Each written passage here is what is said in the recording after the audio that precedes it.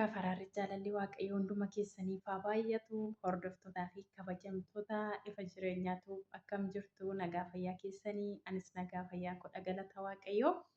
Baga nagaa fayyaa keessan taatanii baga jiraattan isiniin jechuun jaaladha. Nooraa baga nagaan dhuftan anaa dhufu isiniin jechuun jaaladha. Akkasumas hordoftoonni amantaa biraa ashamaa harka fuunee jirra jirtu baga jiraattanii baga nagaa fayyaa keessan taatan isiniin jechuun jaaladha. Egaa akkuma kanaan dura isiniin jedhee viidiyoo kutaa lammaffaadhaan deebi'ee dhufee jira. Ani jechuudha yeroo jalqabaa fi kanan ture biyya Beeruut waggaa 2 jechuudha. Yeroo isiniin jedhu Beeruutti dhugaa dubbachuu fi haalli qilleensa ishee baay'ee namatti tolti, baay'ee namatti mijataadha jechuudha.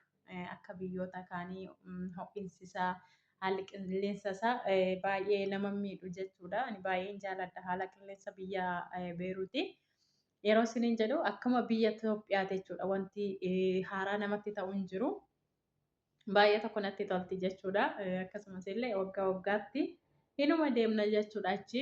Yeroo isiniin jedhu maatiin ani bira jiru warra Beeruut waan ta'aniif amma guyyaa muraasa booda guyyaa 5 booda jechuudha gara sanallee deemna. Ani akkaataatti gara biyya kanaa dhufee dhugaa dubbachuu fi maatiin ani jalqaba bira ture waaqayyo sana eebbisu. Maatii baay'ee jaalatamoodha dhugaa isiniin jedha.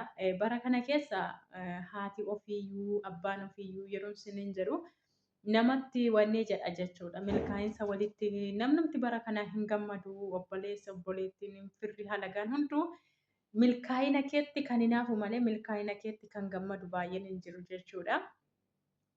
Inni bara kana akkasii hundumtiyyuu immoo namni isiniin eeyyamu fakkeenyaaf kontiraata waggaa 2 xumurree gaafa jennu qaxxitaa gara biyya Itoophiyaatti isin gashina namaan jedhu malee jechuudha.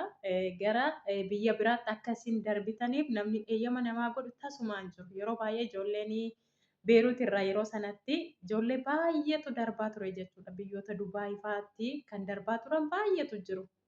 Innis immoo eeyyama maatii bira turaniitiin osoo hin taane dhoksaadhaan. Kunis akkaataa kamiin ijoolleen baay'ee amma fakkeenyaaf dura Beeruut irraa gara Dubaayitti akkaataa kanaan darbamaa ture. Amma immoo Saawudii irraa gara Dubaayitti akkaataa kanaan darbamaa jira jechuudha. Kunis kan ta'u fakkeenyaaf namni tokko paaspoortii isaa suura of harkaa qabaate taanaanii guyyaa gaafa isaan deeman sana tikkeetti kutamee kennameef sana beeku yoo ta'e jechuudha. Gaafa akkasiitti namni Dubaay jiru suni tikkeetti sana kutee jechuudha. Ijoollee baay'eedhaa fi akkasitti ergamaa jira ammas yeroo sanas jechuudha. Ani garuu akka kanatti hin darbine. Maatiin bira jiru garuu akka kanaan deemuu barbaadeen ani paaspoortii of harkaatiin qabu maalan godhe seetanii. Paaspoortii koo suura kaasinaa ergii dhimmaafan barbaade biyyarraati maatiituuf suura kaasinaa erginaan jedhee paaspoortii koo suura kaasinaa ergiin jedhee naa kennin jedheeniin naachi booddee maal gootaa naan jettee na gaafatte maatiitu dhimmaaf barbaade naa kenninnaani jaartiin narratti barte jechuudha. Naa galeeraa asirraan Dubaay deemuu barbaaddaayii asirraan eessa deemuu barbaaddaa naan jette naachi booddee. Eessayyuu deemuu barbaadu natti mirakkoo tokko hin qabu naan jette achi booddee ittan hime jechuudha. Yeroo baay'ee immoo wanti tokko jechuudha wanta goone tokko gaafa isaan dhoskinu sirrii miti jechuudha. Dhugaa isiniin jedha. Ani waan baay'ee godhe jechuudha dhugaa jiruun dubbadha. Mucayyoo tokkotu maallaan jette caaltuu naan jette yeen jedhe maaliif wanta goote tokko maaliif dhugaasaa dubbattaa biyya ormaa keessatti dhugaa dubbatteen jiraattu maaliif itti himtaa naan jette. Innis maaliif naan jette seetanii guyyaa tokko namicha nani bira jiru obboleettii isaa mucaa na rukuteenna nan rukute achi booddee itti himate dhaqeetu. Hundumatti himate jechuudha. Achi booddee maaliif himtaa rukuteera maaf jettan rukunne jettee hin haaltootte. Ani rukuteera deen roon itti hima malee yoomuyyuu dhugaa jallisee jiraachuun barbaadu hin jireenya. Achi booddee simiidha garuu wanta akkasii dhugaa yeroo dubbattu isaan biratti gara siin laafanii naan jette. Jaartii sanaan egaa dhugaa jirtutti nime. Ani fakkeenyaaf birriin Beeruut baay'ee xiqqoodha. $150 jechuudha ji'atti. $150 jechuun yeroo jalqaba dhaqe sanatti birrii 5,000 jechuudha. Birrii 5,000 nan hojjedhe yeroo sana jechuudha. Birrii ji'a tokko birrii 5,000. Haa ta'u garuu yeroo sanatti hojiinuma namaaf hojjeta akka ammaa jireenyi kunis hin qaalofne waan ta'eef Yeroo sanatti homaan jedhu hin hojjeta. Birrii 150 nan hojjedha. Asitti homaa na fayyadu waan ta'eef kanaafiyyuu ani immoo kanan biyyaa bahuuf jijjiiramuuf waan ta'eef kanaafiyyuu deemuu qabaa biyya biraayyuu jedheeni inni achi booddee eessa deemuu barbaaddaatti jennaan. Iddoo akkas akkasii biyya akkasii deemuun barbaada waan ta'eef nan deemaan jedheeni achi booddee bakka rakkoon qabu ani nama guddina namaatti naafu miti waan ta'eef achitti garuu meeqa argatta maallaqa naan jette achitti hammana kanaafiyyuu hammana wal caalaa dachaa isaan asitti ji'a lamatti argadhu achitti garuu ji'a tokko keessatti argachuu nan argadha waan ta'eef kanaafuu dirqama deemuu qaban jedheeni. Achi booda dhugaa waaqa dubbachuuf jechuudha waaqayyo bara ishee haa eebbisu baay'ee tokko dhugaa ani jechuun ijoollota baay'eef yeroo himu ati kun madaamii maaliif ture akka haadha keetti guddina keef yaaddee naan jedhani dhugaan siniin jedhanna.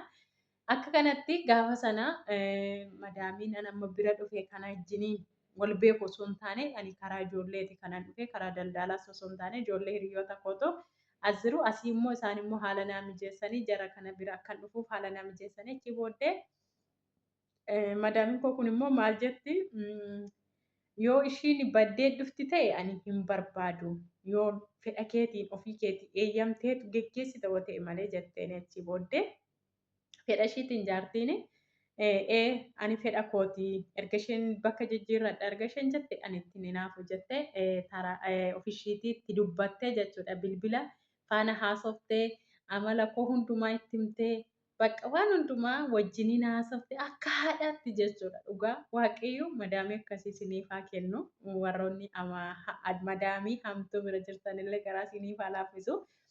Achi booddee wanta jiru hundumaa faana haasoftee jechuudha. Wanni jette jechuudha. Yeroo sana koronaa fa'aa jira marmaraa waan arge godhanii achi booddee bakka kana hundumaa na faana deemtee piroosesii jiru hundumaa naaf xumurtee dhugaa waaqa. Achi booddee jechuudha. Gaafa nan achiiti ishiin wanni yeroo sana garuu koronaan keessaa bahuu ga'eera garuu.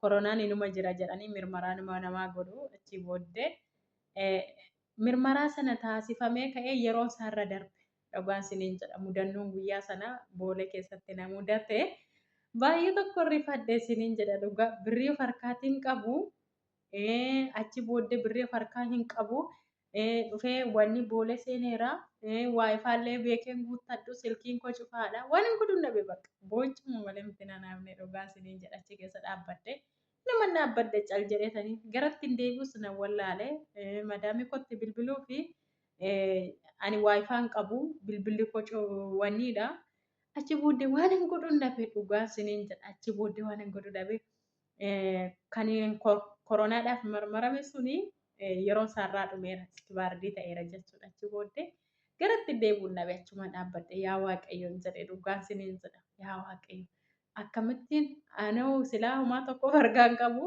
kanaafiyyuu yaa waaqayyo haala naa mijeessi jara kana garaa naa laaffisiiti akka isaan na dabarsan na taasisedha achuma dhaabbadhe cal jedhee man dhaabbadhe jechuudha. Hin deemne somaas hin jenne achuma dhuma isaatti shaanxaa fattashanii wanticha mirmaraa koronaa sana nama harkaa fuudhan sana ilaalan sana godhee achi booddee jechuudha nani darbee waaqayyoof haa galatu darbee dhufees as ga'ee erga as ga'ees homti natti hin banne galata waaqayyo dhugaa dubbachuu fi madaamii waaqayyo eebbise naaf kenne yeroo sanatti har'a garuu erga na dhufee yeroo tokko malee hin dubbisu yoomiyyuu taanaan jechuudha nama oolmaa namaaf oole dagachuun illee gaarii miti. Akka kanatti dhufee as ga'ee dhugaan siniin jedha baay'ee tokko waaqayyo ulfaatu akka kanatti waaqayyo na gargaare anaani mudannoos nan qaba kana keessatti ilaala akkuma argitanii boolee keessatti wanta na mudate isinitti himee jira. Innaa akkasii siniin jedha hordoftootaaf kabajamtoota kiyyaa innaa kanadha seenaa nani qabu wanta nani kanaan dura Itoophiyaatti mudannoo akkaataa kamiin biyya Arabaa dhufellee yeroo biraa jechuudha guyyaa waaqayyo na gargaaree biyya galee dhugaa siniin jedha seenaa kana gaafa dubbadhu ol keewwadhaa jira jechuudha yeroo baay'ee maaliif bakka jira miti chaalenjoota ani dabarseetti biyya Oromaa kana dhufee baay'eedha jechuudha dhugaa sinitti hima baay'ee tokko chaalenjii guddaa dabarsee dhufee as ga'e waaqayyoof immoo galatu nagaadha. Innaa akkasii isiniin jedha hordoftootaaf kabajamtoota kiyyaa innaa kanaafiyyuu namni chaalenjiin dabarsine biyya lafaarra jira jedhee yaadu chaalenjoonni namoota baay'ee hin mudata. Innaa wanti ergan dhufee as ga'e immoo galata waaqayyo wanti natti badeen jiru nan hojjetadha fayyaan qabaa. Nama wajjiniin akka barbaadetti walii galee jiraachuu nan danda'a. Namni immoo beektu gaafa chaalenjii kaleessa dabarsee dhufee gaafa as ga'ee dagachuu hin qabnu jechuudha. Gaafan galuu hordoftoonni yuutuubii kiyyaa jechuudha. Gaafan galuu intarviyuu godheetaniin akka ittiin taa'eetaniin dubbadha jechuudha. Seenaan dabarsee dhufee innaa akkasii isiniin jedha hordoftootaaf kabajamtoota kiyyaa ammallee yoo isinitti tole laayik sheer gochuun dagatiin yaada qabdan koomentii jalatti naaf kaa'aa baay'een isin jaaladha. Na jajjabeessaan isiniin jedha yaada qabdan koomentii jalatti naaf kaa'aa gaaffiillee na gaafadha akkanan jabaadhee viidiyoo biraadhaan illee deddeebi'utti yoo sun na jabeessitan yoo isin yaada naaf keessanii ani immoo yaada sanarra dhaabbadhee jabaadhee jechuudha viidiyoo hojjechuu nan danda'a jedhee yaada. Garuu yuutuubiin nama tokkoon hojjechuun baay'ee ulfaata maaliif yaada wal geeddaraa gaaffii wal gaafachaa akka kanatti yoo ta'e baay'ee bareedaadha. Inni akka kanaafiyyuu kana fakkaatan isiniin jedha hanga viidiyoo biraatiin walitti deebinutti turtii gaarii.